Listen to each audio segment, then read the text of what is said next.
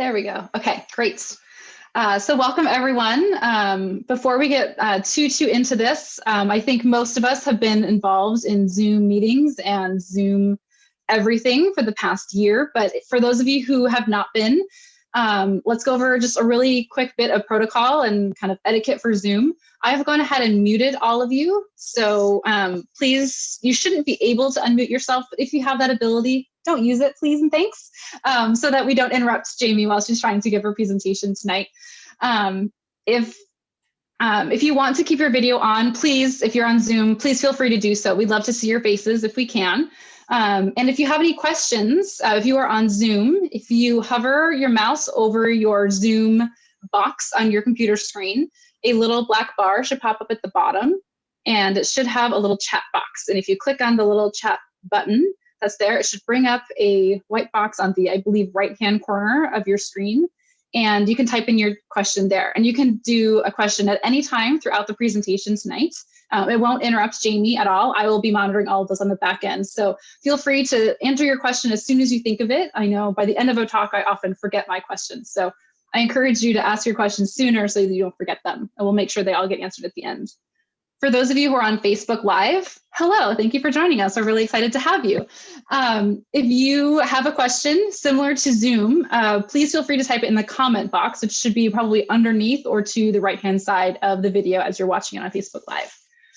I mentioned this earlier, but for those of you who are on Zoom and have your videos on, hello, nice to see your faces. But if we get overloaded, if my internet gets overloaded, I will shut your videos off. It's not a technical issue on your end. It's a technical issue on my end. And to make sure that everything records and goes smoothly, I will turn your videos off for you. And if you get kicked off for any reason, you can try your link again. It should allow you to just join immediately. But if you can't rejoin, for those of you who are on Zoom, you can go to facebook.com/NapaRCD. And whether you're on Facebook or not, it should pop up as the first thing on our page and you can tune in there. And eventually, probably early next week, I will have this available on our YouTube channel. So you can feel free to share it with other people or go back and watch certain parts and pick out what you want to really focus on in your own garden. So look forward to that as well. And with that, let's get for real started. Hello, my name is Ashley. I am the Community Engagement Project Manager here at Napa RCD. Resource conservation districts are something that exists all over the United States. Many people have no idea what a resource conservation district is. I didn't until I started working here. So you're all in the majority there if you don't know who we are.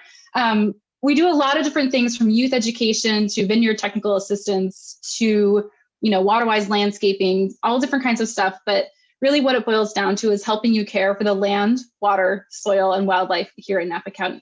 So thank you for joining us. I would like to mention that this program is a part of Bay Friendly Garden Month. It's an endeavor that we have with the City of Napa Water Division. We work together to put on normally a one-day tour within the City of Napa. And we go out and visit different gardens and talk about, have the owners talk about different aspects of their garden that are water-wise and native and drought-tolerant landscaping, things like that. Because we can't do that, here we are. We have a whole month. We have a whole bunch of different things going on. We have 4 workshops throughout the entire month. This is the second of our 4. And you can find all of our garden tours, Facebook Live tours, all kinds of things like that at our website, which is naparcd.org/gardenmonth2021. And I can put that link in the chat box on both Facebook Live and on Zoom in just a minute. Let's see. I think that might be everything I need to talk about, because you guys aren't here to listen to me. I don't know anything about the topic that we're talking about today. I'm going to go ahead and turn it over to tonight's speaker, Giorgi. She's the owner and the lead designer at the Monkey Flower Group right here in Napa. And she's worked for flower, compost, alpaca, and chicken farms before founding the Monkey Flower Group in Napa in 2010. In her spare time, she enjoys gardening, knitting, spinning, and she has an asterisk there that says spinning wool, not a stationary bike. Mm-hmm. So that's a very important distinction. And also fawning over her chickens. So Jaime, go ahead and share your screen and I will turn it over to you. Okay, my big moment. And I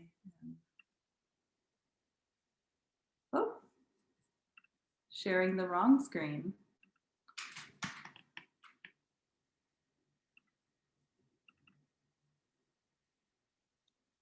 Success? Yes, and then go hit that present button. Yes, up in the corner. Perfect. There it is. I was just having so much fun listening to Ashley. So thank you all for being here. I really appreciate you taking the time to be with me tonight. I am, like Ashley said, Jaime from the Monkey Flower Group. We are a full service florist and small scale flower grower here in Napa, and we source exclusively locally grown and pesticide free flowers. That's all we use for everything we do. And some of that is from our gardens and some of it is from other local growers in our area. So tonight I'm going to talk about more considerations for how to select plants for your garden that will be good for cutting and also have a garden that you can enjoy just as a garden. And the specifics of those actual plants will vary based on your taste. There are so many kinds of gardens you could have, but just kind of things to think about as you're planning for cutting for the vase. So I am just going to minimize that. Okay, so here's some of our work. And all right, starting with plant selection.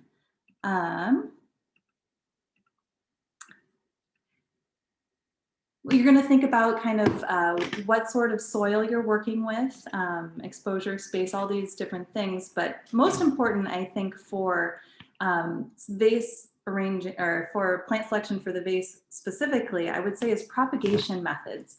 When you're cutting, you don't want to be worrying about decimating your entire garden. So if you have plants that propagate well, that you can make new plants of really easily, you'll be a lot more inclined to just go at them and cut them.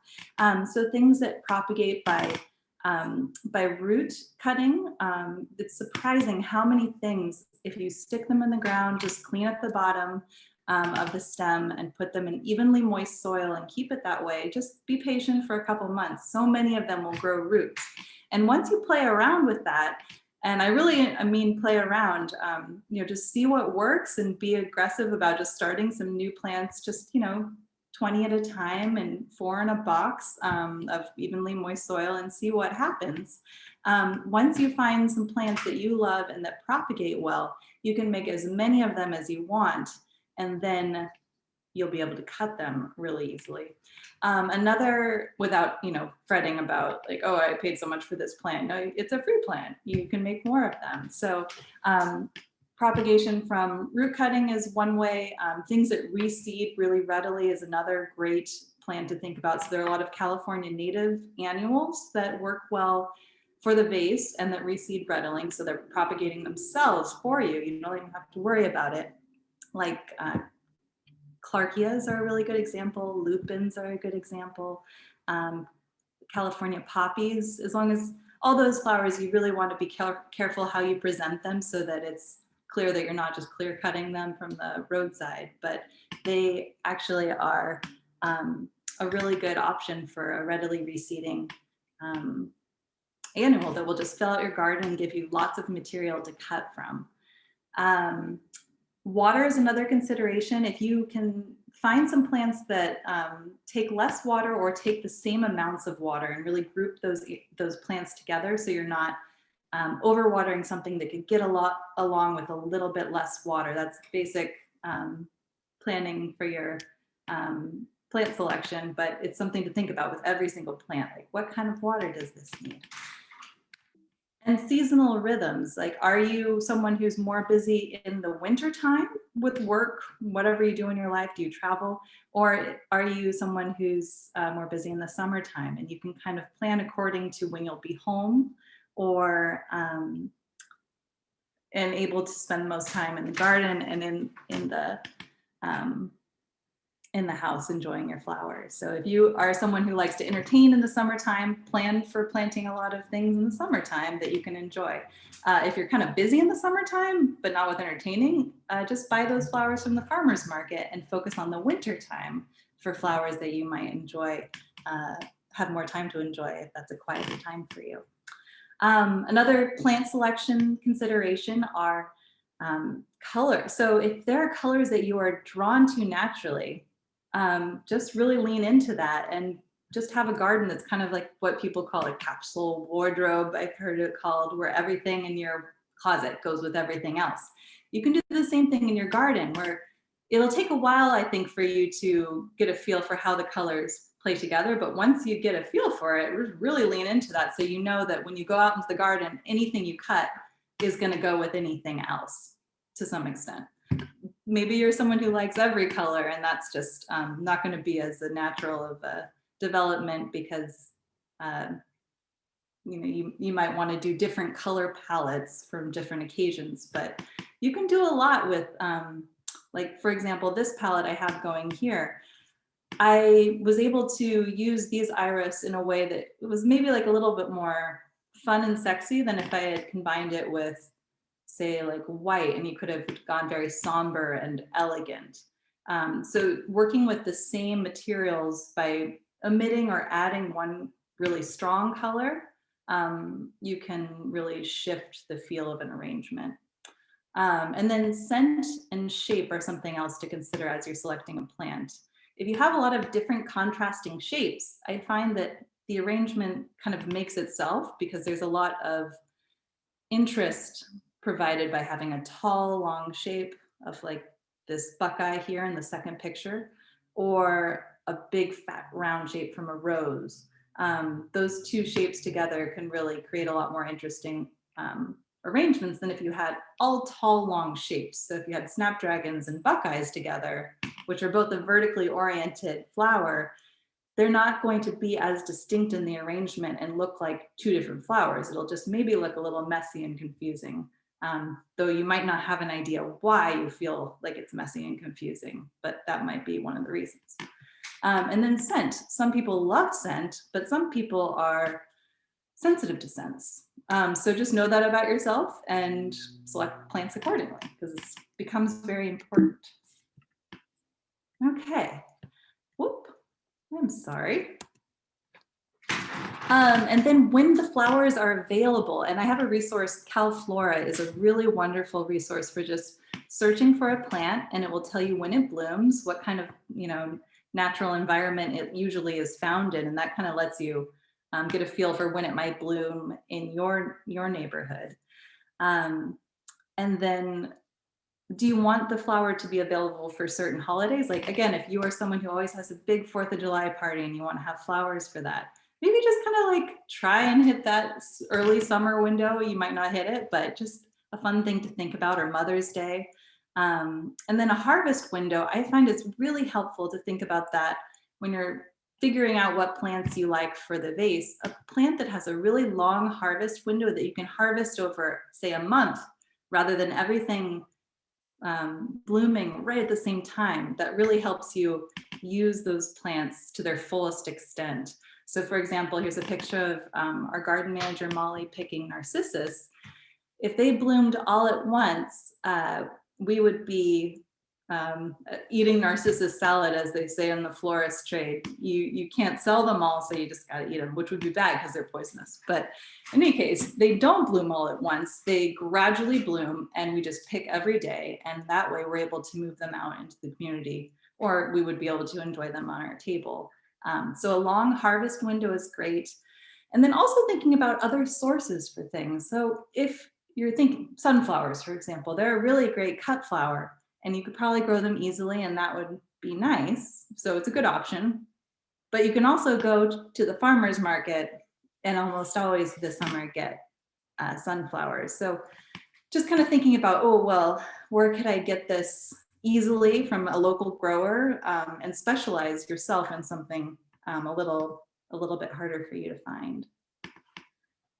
Another category of considerations are, once you've picked them, how do they behave? So this is, again, something you might not know right away, but you'll learn. Or there's another book that I'd recommend that I'll get to in my resources. It's Alan Armitage's Specially Cut Flowers. And it is the Bible of all of these things, as well as many other things. It's just very scientifically presented, lots of data. And it's a good way to get an overview of plants without like actually testing, doing vase trials for every single one. But vase life is very important, and that could go either way. You might like a flower because it has a very long vase life, or you might like a flower, say like sweet peas, because it has such a short vase life and you want every single day of that vase life. So you might not get that if you're buying that flower from someone else. If you are able to grow the sweet pea yourself and pick it, then you get every single short day of that vase life. But then again, it's also nice to have a really long vase life because you can enjoy them for a long time. So it's just a personal preference, but something to think about.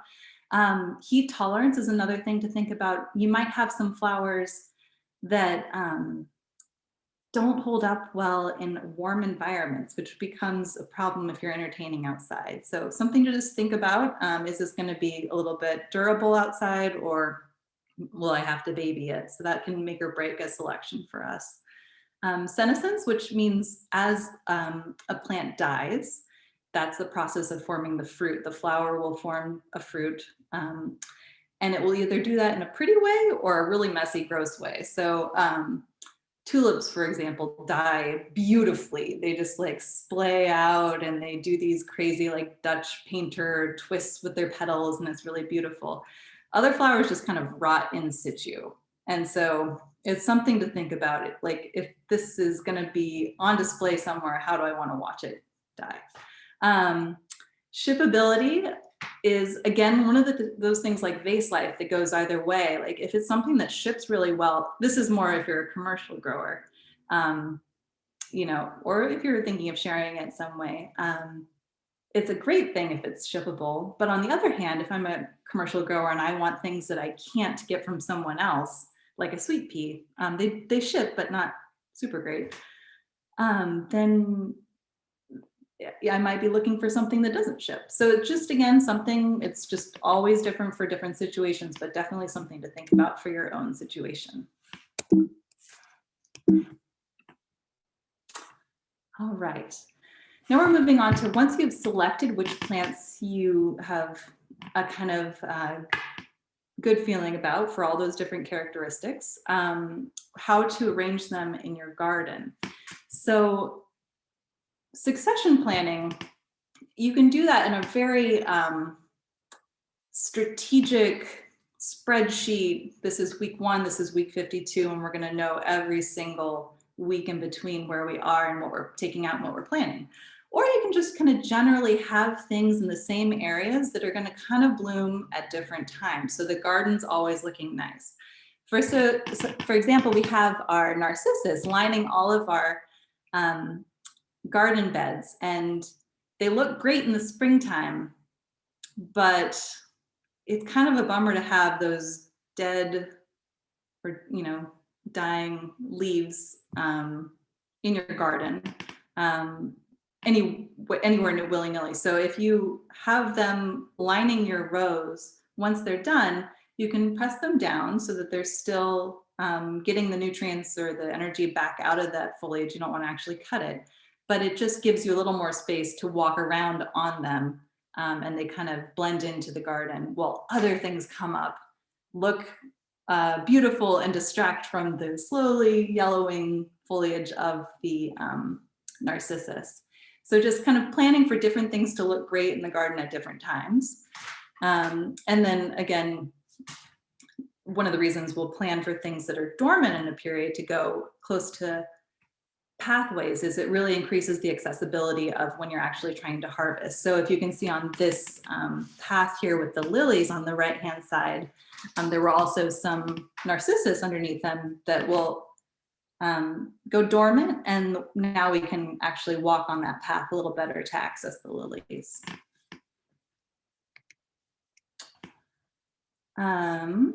So multiple usable parts and other things that help you have dual enjoyment for a plant is another great attribute of, you know, garden design.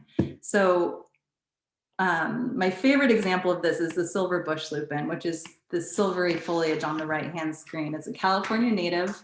It's a perennial, but it also reseeds readily. So it propagates itself it has a really extended harvest period because you can cut the foliage and enjoy the flowers in the garden, because they don't make a great cut flower, which kind of saves me from myself, because I won't go and cut it because I know it's going to last like 3 days, which isn't incredibly useful for what I do.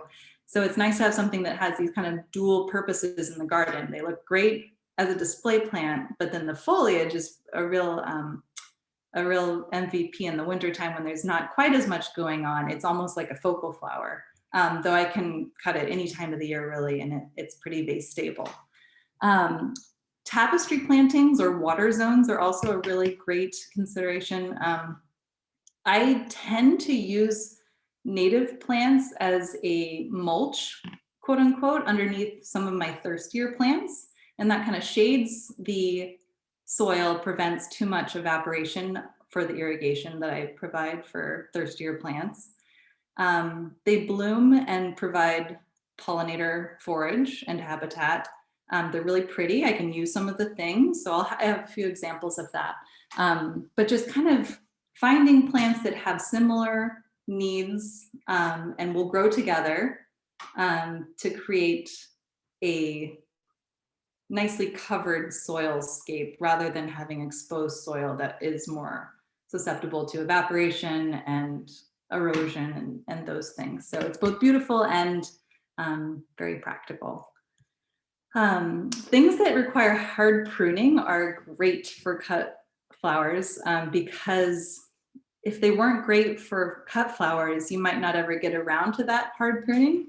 But since they are great for cut flowers, you are more likely to be incentivized to do that. So my perfect example of this is I have a honeysuckle vine planted next to a lilac, which normally you would think that lilac is never going to make it because the honeysuckle is so aggressive. It would just cover it and take it down. But I really need that honeysuckle for Mother's Day. So I always prune it hard for Mother's Day, like down to the ground. And it comes back fresh and beautiful every spring. And the lilac is very happy. So if there's something that needs hard pruning but doesn't usually get it, but is also good for cut flower, then you're probably going to have good results. Okay, and now I'm going to do a little show and tell here. These are some actual places in the garden that I took pictures of this afternoon. My field of focus isn't too wide, so you can't see the plants too well, but in the foreground I have a California native bulb. It's called Tritolea, and this variety is called Rudy, and it came from Talos Rare Bulbs, which is a great resource I have listed in the end. And it is, the whole front yard is completely no summer water. So I'm starting with my driest zone here in the front yard, and you can see the bulbs. I like this bulb because it blooms when the other spring flowers are kind of fading out, like the poppies are just finishing, my silver bush lupin is finishing. So this is kind of like the second wave of spring flowers. And then next to it, it's interplanted with this, these are seedlings that reseeded themselves of the silver bush lupin. So even during our drought year, these guys hung in there and came through and looked pretty. In the background is an Australian native called Grevillea Ivanhoe. This is a variety name. And it would probably like a little bit more water, but it doesn't get it, and it does just fine. And then there's also catmint, which you can't see in the frame, but it's one of those plants that I consider does best with a hard prune. It can start to look kind of scruffily if you don't give it a hard prune pretty consistently. So I consider it to be just an early spring plant, and right now I cut it to the ground and it disappears for all of summer, and then in the spring it will come back beautiful again. So here is I'm not sure if you guys can see. They should be able to, because you should be focused on their screen. It should be your shared screen and then you. So hopefully they can see. So as you can see, it's kind of an understated arrangement, but it's got that color capsule going. So I just went out there and cut it, and it all goes together. Everything is no water, so it's got that zone going.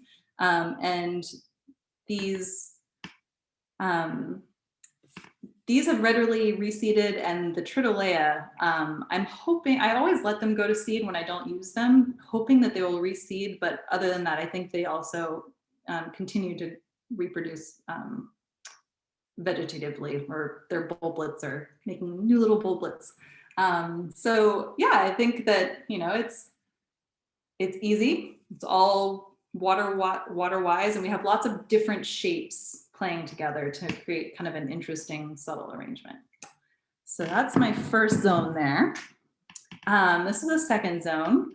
And this is, again, everything in my garden, I think, would like a little more water, but it gets what it gets. So this, it's honestly, this is a new weed for me. This, it's called, I've forgotten the Latin name already because it's new for me this year, but it's stinking chamomile, which I really should learn a Latin name, because that's not a good sell, but it doesn't seem to be too aggressive for me. Doesn't take any additional water. It fills in nicely, and it's a good cut flower. So it's working for me here. And I really like how it's kind of filling in the gaps between things that are looking good now, which are the yarrow, which propagates very well by division and also by rooting. So this is the same plant that my mom, hi mom, thanks mom, got for me, and she's helped me divide it. I've divided it, she's divided it, and just keeps on growing in our yard. And then also you can see here in the foreground, you can see both the dead narcissus foliage, which we now walk on, and also the chrysanthemum foliage, which, you know, it's a nice leaf, but I'm not going to use it for the leaf right now. I'm going to use it for the flowers in October. But in the meantime, I think it provides nice interest in the garden by, you know, just filling in, providing mulch for the other plants, and waiting in the wings to do its thing. So here's what I made from this zone. Oh, there's also Ulsterberry way in the background, which also would like a little more water, but it does all right. Great vase life on Ulsterberry. And I also have in here a little bit of our honeysuckle, which survived Mother's Day, but obviously he's not surviving now. I got him. But again, lots of different leaf shapes, small, kind of more textural flowers complementing these larger focal flowers, and a little bit of scent, which I like for my table from the honeysuckle. So that's that one. And then here is my highest water area, which still is not, again, it would like more water. But this is a Graham Thomas rose, which I love this rose because it's prolific. It doesn't have too many thorns, and the color can really go either way. It can go really quiet and kind of elegant, or it can play with yellows and oranges and be really fun and bold. So it's a great rose, nice and versatile. And then I've planted monkey flowers here underneath it, again, for the pollinators to kind of mulch over the soil, prevent evaporation. It's not very thirsty at all, so it is just like loving life, even with just a little bit of water.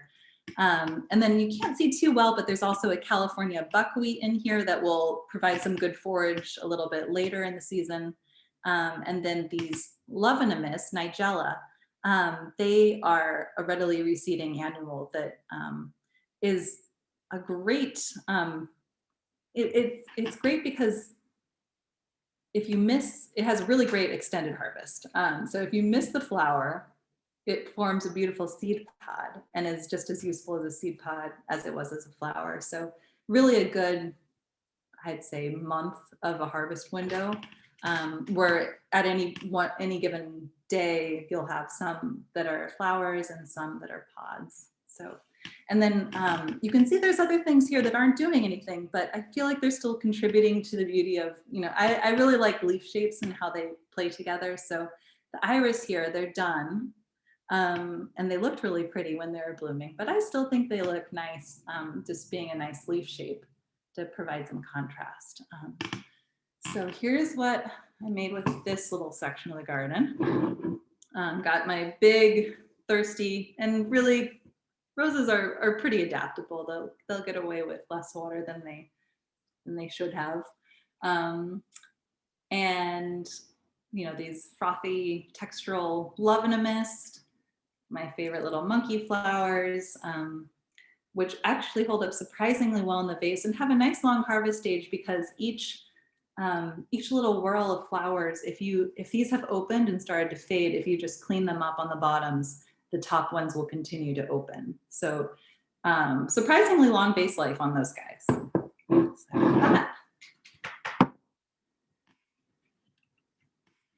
and then I have these big lists, which I think will be good to go back to.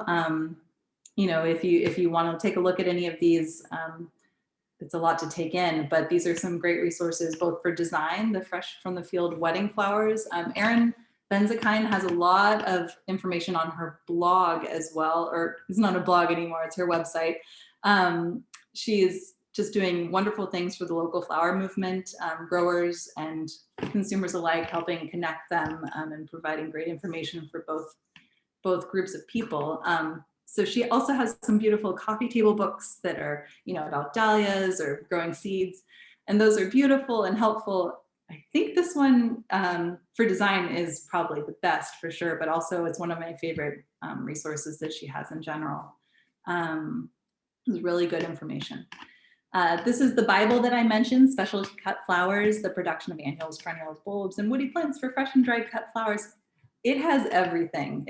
If you're wondering what book you should get for getting serious about cut flowers, it's out of print sometimes, and even when it's not, it's still pricey because it's a Bible, and I don't have it here because it's at the shop because I refer to it all the time. But that's a great book. I really love it.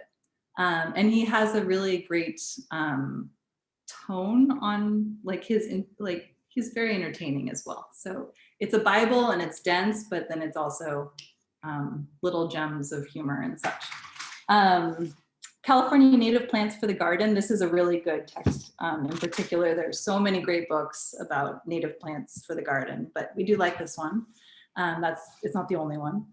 And then I always like to throw in here, if you're going to do any foraging or even in your own garden, just be really aware of sudden oak death and spreading it around, make sure to sterilize your tools. So this is a really great resource for how to do that well, even though it's meant for plant gatherers, but it has good information.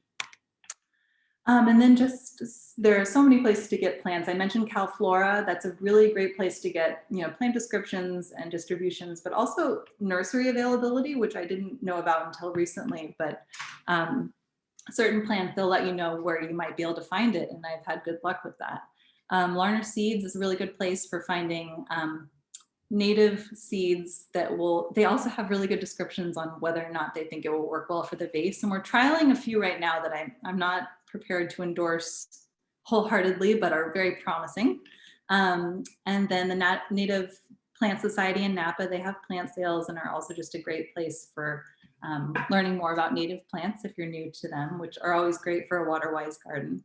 And then I mentioned Telos Rare Bulbs, and they're a great resource for just reading about the bulbs, getting the bulbs, just whatever you want to do in terms of learning. They have a lot of resources, and a lot of bulbs that are native to other Mediterranean climates are well suited for here. So that it's not just the native bulbs, it's all of them that are well suited to our climate. And then the Watershed Nursery in Richmond is a great native plant nursery, though we're lucky there are so many of them. Okay, that's it that I have to present to you. I'd love to take some questions if anyone has any, and revisit things. Excellent. Well, thanks so much, Jaime. I am lucky enough to have actually visited Jaime's home garden, and it's Lovely. It's such a nice place to spend some time. So thank you for sharing some of those flowers with us. I do have a couple of questions, and I want to remind people, if you are on Zoom, go ahead and type your questions into the chat box. And if you are on Facebook Live, please feel free to type your questions into the comment box. One thing that I would like to just mention before we get to questions is that for me, I don't have much of an area to plant a native plant garden at all, whether it be flowers or vegetables or anything really. But one place that is really great if you don't have the time or the space to experiment is if you go to the Martha Walker Garden at Skyline Park, you can see a lot of these natives in bloom and you can smell them. You can look at their color. You can look at what their leaf shape looks like versus their flower shape. So it's a really great resource right here in Napa for us to be able to look at what these things look like in bloom at multiple stages as well. So just a little plug for the Martha Walker Garden. And our first question is from Frances, and she would like to know what the common name is for the Ulsteraria. Is that what it's called? Ulsteraria. Yeah, it's Peruvian lily sometimes. I haven't heard it called anything else, but Peruvian lily. Awesome. Or Ulster trade. Okay, awesome, thank you. Next question is, what plants do you recommend for blooms in late summer and fall? So late summer and fall, the go-to I always have is the California Fuchsia. It's a red or orange or peach. There are different varieties. Epilobium, I think is the Latin name. And I should have a photo of it here. There are just so many little things going on for plant people, at least. I'm sure my neighbors look at it and think it looks like a bunch of weeds, but I think it looks lovely all through the summer too, if you cut it back hard, especially. So it ticks a lot of boxes, this California Fuchsia, because it has this silvery kind of elongated leaves, very fine, but it makes a nice little mat of silvery leaves in the summer when it's kind of laying low, and then in the fall it blooms when not a lot of other things are blooming, and the hummingbirds love it, and it's a real showstopper. So that's a really great one. So you said late summer and fall? Yes. Okay.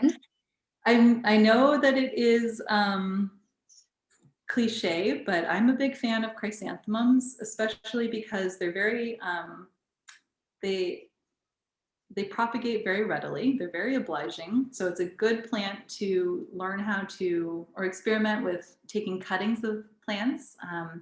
It's a good positive encouragement because they almost always root. If they don't, just personally call me and we'll figure it out, because I feel bad for making you feel like you're doing it wrong. I'm sure it's a good explanation. But they have a really long bloom time. They're pretty forgiving of lower water, even though they would like a little bit more water. They're not a no water plant, but if you forget to water, because I do hand water a lot of things because I like to kind of withhold more than you're often able to do with a drip system. Not that you can't withhold with a drip system, I just don't have the sophisticated zones and such. One would need to do that with a drip system. So some things just get hand watered sometimes. And yeah, they really do impress me with how little water they can tolerate. They bloom for a long time when nothing else is like a focal flower so much, or not nothing else, but not as many things. So that's another plant that I like for looking good in the garden all year, blooming when you need them, propagating really well. So those are a couple things. Nice. Yeah. Next question. I love how buckwheat has such an epically long base life. Are there any other flowers that you can recommend that would have a similarly long base life? Well, like I said, the monkey flower I'm impressed by. I wouldn't call it epic. Lavenimous is epic because if you cut it when the flower is just beginning to open, this is the Nigella, it will continue to open in the vase, and then it will form a seed pod in the vase. So that can go about 3 weeks. if you're continuing to clean the water and add water. Some things will root really readily in the vase. So the flower might fade, but the greenery might stay on. So California currants are a really great example of that. Like often you'll just be, not often, but sometimes you'll be enjoying a big vase of little bell-shaped currant flowers, and maybe you let it go just a little too long, it gets a little messy. Again, senescence, it dies in a very pretty way, so that's, you know, nice. And then if you let it go just a little too long, it starts to grow roots. And those roots will last, and you know, the foliage will, and it'll form berries sometimes. So it can be an interesting thing for the vase indefinitely because it has roots, or you can take that and plant it. It propagates really well. So that is pretty epic, I guess. The silver bush lupin also, the foliage is very reliable for a long period of time. I'm looking at just what's in front of me from the garden, and pretty much everything here has a great vase life. Yarrow, especially the cottage varieties of like the native varieties of yarrow, they don't have quite as long of a vase life, though it's still decent. But I'm not sure what the name is for the more rigid variety versus, you guys know what I mean? Like there's the soft, fluffy type of yarrow that is the native yarrow that has a very ferny, feathery foliage. And then there's this kind, which has a less fine, a coarser leaf, I guess would be the correct way to say it, and a more rigid umbral. And this is just, you know, it will dry in the vase. So you can trust this for months, though I wouldn't, because the water would get gross before the flower did. Our next question is from Kathy. Do you have any recommendations for non-foam mechanics? Non-what mechanics? Non-foam? Mechanics. Yes, we don't use any foam. It's horrible stuff. I'm glad you asked about that. Some people don't even realize it's there, and that's the point, because it does make design really easy if you're used to it.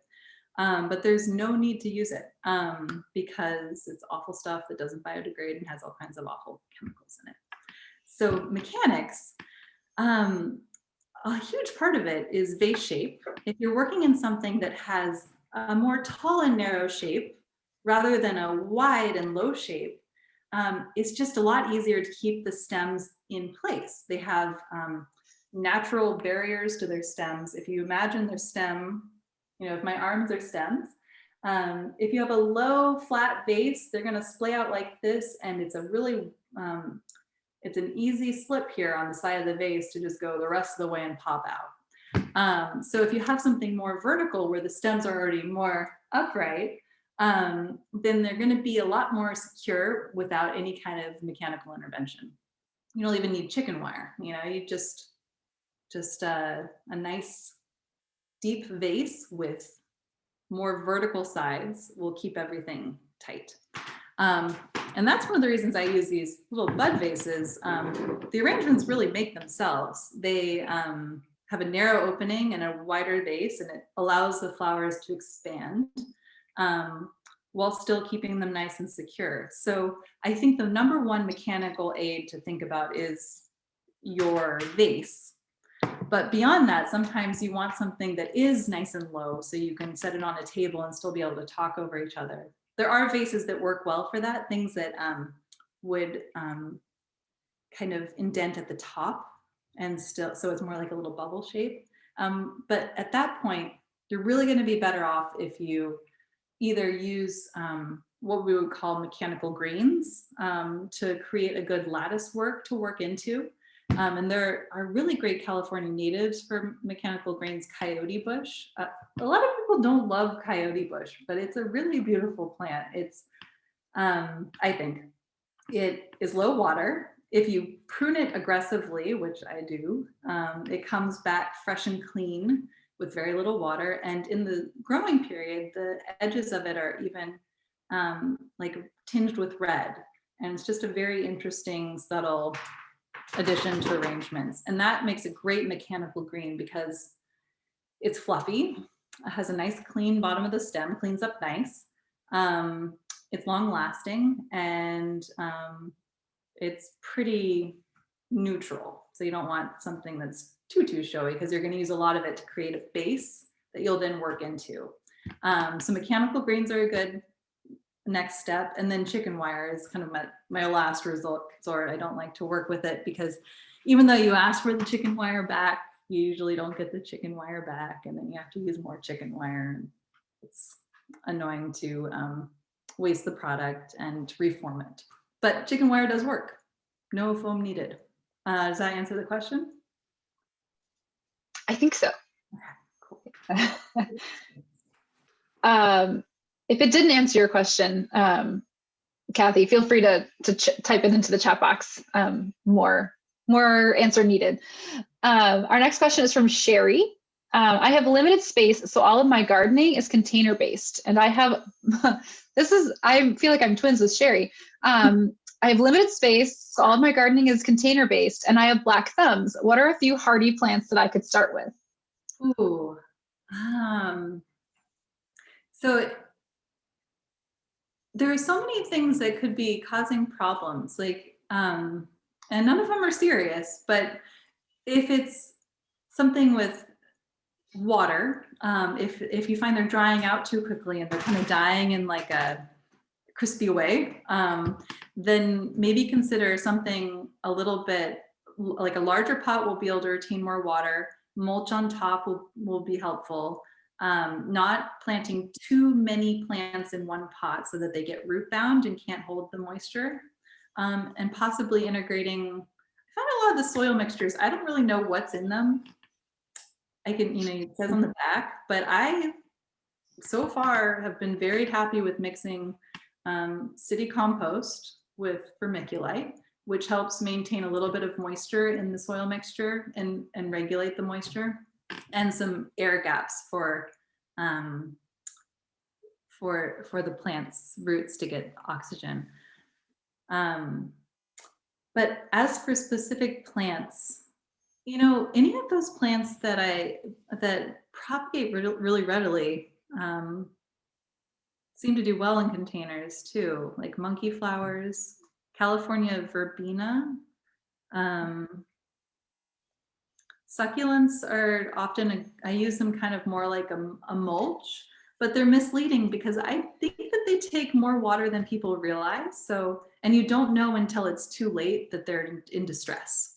So the thing about succulents is they're like chickens in that they don't show you their weakness until it's really too late. So you really have to pay attention to them. But I do use them as a mulch on top because that kind of like it covers the soil and prevents evaporation. So don't think of them as like a invincible plant. Think of them as a helper.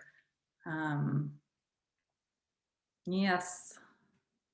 Monkey flowers, I've had good luck with them in pots. And when you think something's dead, sometimes just cutting it to just above where the all the branches are dividing. So if you think of a tree, right where all the branches are coming out, just chop them off. It's a fresh start. And sometimes they'll come back fresh and clean. Just don't give up. Yeah. Sorry. I'm sure you'll figure it out.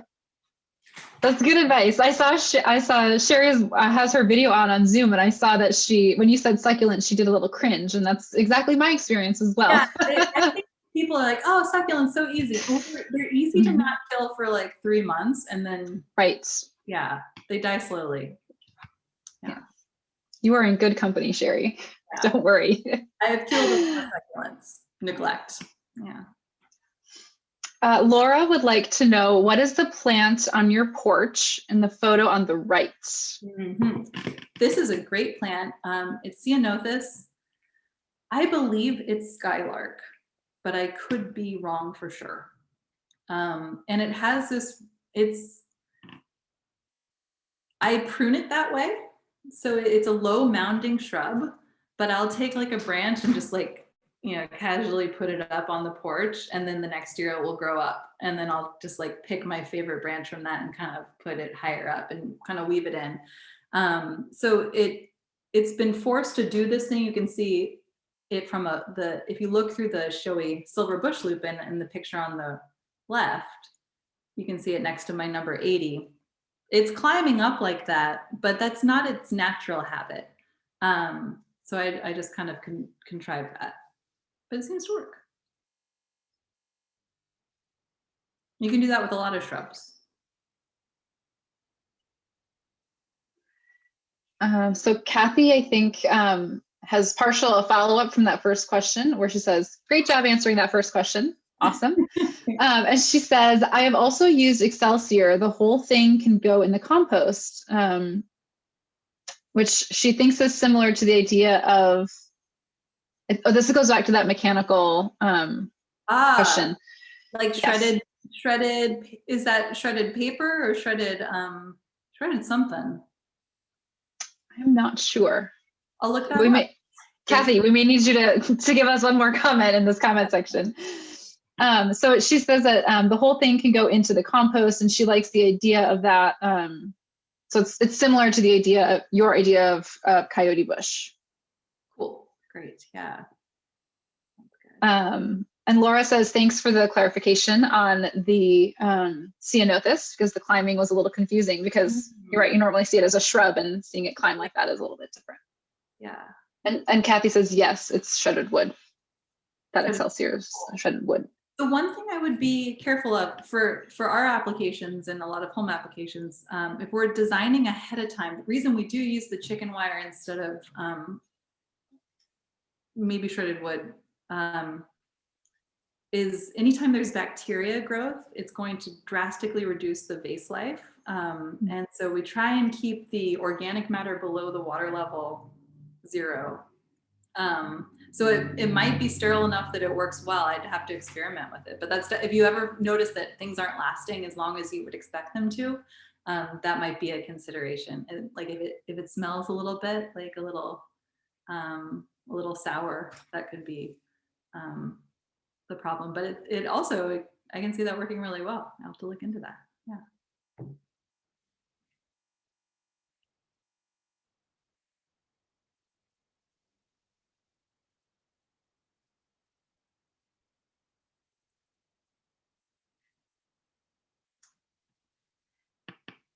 I've been doing this for a year and I forgot to take myself off of mute. Okay, so our next question is from Facebook. Do you have any tips for keeping flowers looking great in the vase after you bring them inside? That's a good general question that I should have, you could cover so many things, but something for vase life.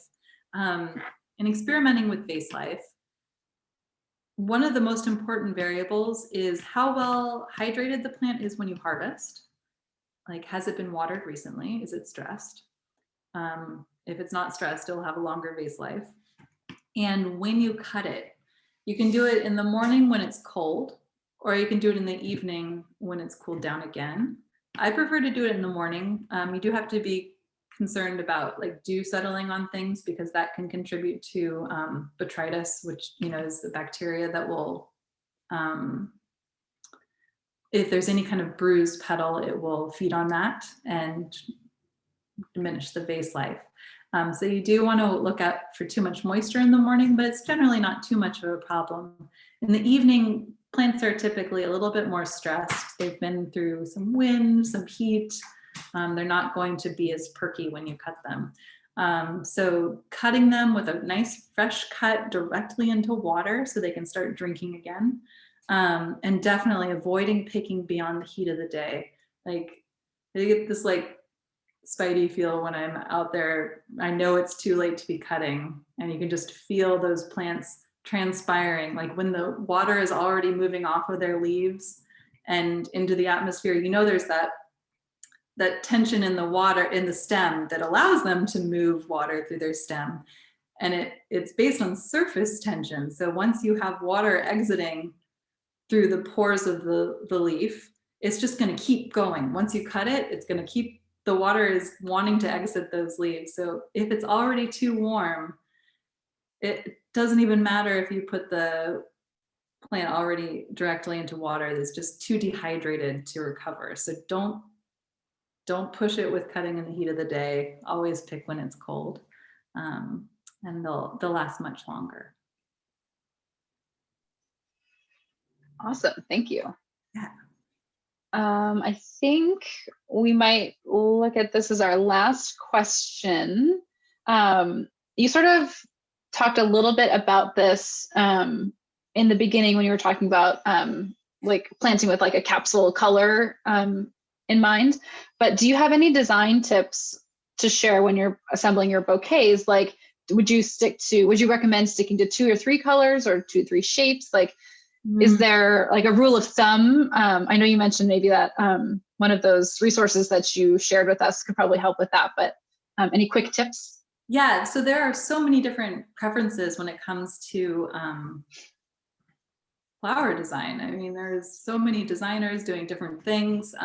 Some people like all round fluffy flowers. Some people like a nice diversity of things, and some people like as much diversity as they can get, like really crazy chaotic. And that's like invigorating. It's just a different style.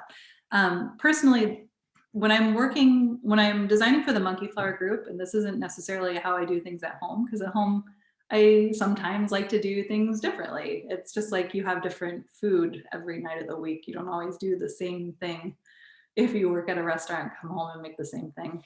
But when I'm at the monkey flower group, and this is a style I love and a style that works really well with the plants that we have available from our local growers. So it's really been designed to take full advantage of everything that we have available to us and to create like a recognizable style that people can count on. You know, when they order the monkey flower group, it's going to have this certain feel to it. And people can't always like articulate what that feel is, but I have a feeling that it has something to do with our general approach is to have a focal flower, a line flower, so something more vertically oriented, and a more textural flower, and then 2 to 3 textures that are more either an interesting leaf shape or a grass or a seed pod or a fruit. So it's not hard and fast because we will sometimes have status as our line flower. And status, if you're familiar with it, it's not like a snapdragon or like this lupin here. This lupin is a definite line shape. Status is a little bit more like a wing. It could be called a line shape, or it could be called a texture. So what everything is categorized is kind of shifting based on what you're comparing it to and what you have available, but just keeping those different elements in mind and kind of trying to represent each one, I think will get you close to what we do at the monkey flower group. But that might not be what you like. You might like, you know, to have a rose and a chrysanthemum and I'm trying to think, and a sunflower. Those would all exist at the same time. And we probably wouldn't put those 3 things together without adding other things. So, you know, we would add the lines and the textures, but they're still beautiful together as 3 big focal flowers. You know, it's just personal preference. And I think we have time for maybe one more question. I think this is going to be our last one right here. Is there something to do when cutting to prevent your insects from coming into the house without using any pesticides? We have a lot of insects in our house. I'm kind of cool with it. So actually our studio and garden manager, Molly, she's flexing between the 2 during the pandemic. She spent out into the garden. And she was like, there are just so many ladybugs everywhere. Like it was the worst thing in the world. But I mean, it's a balanced ecosystem. I'd say shake them off. But you're going to get some bugs. Sometimes on our arrangements, I'm sorry. There's some bugs. Well, we did recently, our last talk like this for Bay Friendly Garden Month was about bugs and how there are a lot of bugs that are really beneficial to our gardens, whether it's a vegetable garden or a flower garden. So bugs might not be everybody's favorite thing in the world, but they do definitely have their purpose, and we shouldn't shun them. So I like that you asked without using pesticides. I mean, it's better if they're outside for everyone, of course, except the studio, I call it this thriving ecosystem because we've got all the players of bugs. But, you know, I'd prefer they be outside for their own well-being as well. Right. Yeah. So I think that covers it. Thank you so much, Jaime. I do have one comment from Sherry that's talking about container gardening. And you're right. I think I would love to have a program about container gardening because that's what I have access to. So that is a great idea for either one of our regular Wild Napa programs that we do monthly, or maybe depending on what next year looks like, what bay-friendly gardening, whether it's a tour or a month next year. I think that container gardening is, for me at least, on the top of the list. So stay tuned. But other than that, I think I don't see any other questions coming in. So I just want to say thank you so much, Jaime, for your time and your expertise and for sharing your garden with us and your business with us. And I do want to do a little plug also that there is a very short garden tour of some of the plants that Jaime has in her front yard on the Bay Friendly Garden Month website and also on our Facebook page. So she talks about a couple of different plants and you can kind of see what her front yard looks like, and it's really lovely. Yeah. Thanks so much. So yes, thanks so much, everyone, and have a lovely evening. And our next program is called Gardening with Kids, or Gardening with Kids in Mind. And it's going to be with the School Garden Doctor on May 25th, so next Tuesday at 7 p.m. So a little bit of a different focus, thinking of not the vase, but thinking of the children. So if that interests you, please feel free to join us. Great. So have a wonderful night, everybody.